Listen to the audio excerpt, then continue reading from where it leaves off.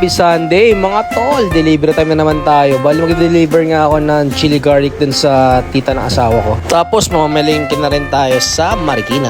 Deliver tayo ng chili garlic, tapos production na naman tayo ulit mamaya. Tara, let's go. So, ayun, maaga tayo nagising ngayong araw para mag-deliver ng ating binibentang chili garlic. Bali palabas na nga pala ako ng aming village. Nandito na nga pala ako sa may Marikina. Nagpagas nga pala muna ako, tapos ayan, nandito na pala ako sa may bandang parang Marikina. Sama ko sa vlog eh. Sige. Yan, thank you. So ayan, meron tayong pang market natin ng chili garlic. Tara.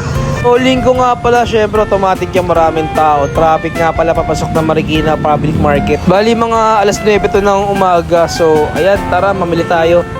Daming tao, linggo ngayon. Traffic pa.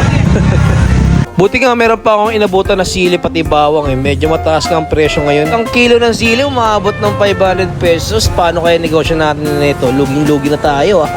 Pero huwag kayong mag-alala mga tol. Ganun pa rin ang presyo ng ating chili garlic na binebenta. Kahit mataas ang presyo ng ating mga ingredients, ganun pa rin yung quality, diba? So ayan, namili nga rin pala ako ng mga isda dito para sa aming tanghalian. Yung kagandahan sa Marikina, meron ka makikita mga 100 tumpok na isda. Meron pusit, galunggong, tilapia, tapos salmon. Nakabili rin pala ako ng daing na bangus. So ayan, mamimili rin ako ng mga cold cuts. Nabili ko nga lang pala is yung sweet ham. Naubusan ako ng salami. Namili na rin pala ako ng karne para ulam namin sa loob ng isang linggo. So ayan, nakabili na ako. Tapos bumili pala muna ako ng buko dahil nauuhaw ako. Ang tanggal uhaw talaga yung buko mga tol. Kahit saan ka mapunta, basta pag nakita kang buko, ang sarap niyang uminom. Lalo't pag mainit yung panahon, diba? Pagkatapos ko nga uminom ng buko, syempre babayahin na ulit tayo. Pauwi na sa atin, diba? So ayan, dito na ako sa may bandang Santa Lucia na nga pala to mga tol. Medyo nagmamadali na nga ako makauwi ng bahay dahil magluluto pa tayo ng ating tanghalian, diba? Gusto nga palang umorder ng aming chili garlic pati gourmet alamang. Kindly PM me lang ako sa Facebook page ko o sa aking Facebook profile, Kirby Esteban. So ayan, nandito na ako sa bahay. Hindi ko naman alam kung paano ko tatapos itong video na to. Basta alam ko mahirap at masarap. Tapos ayun, nyarap!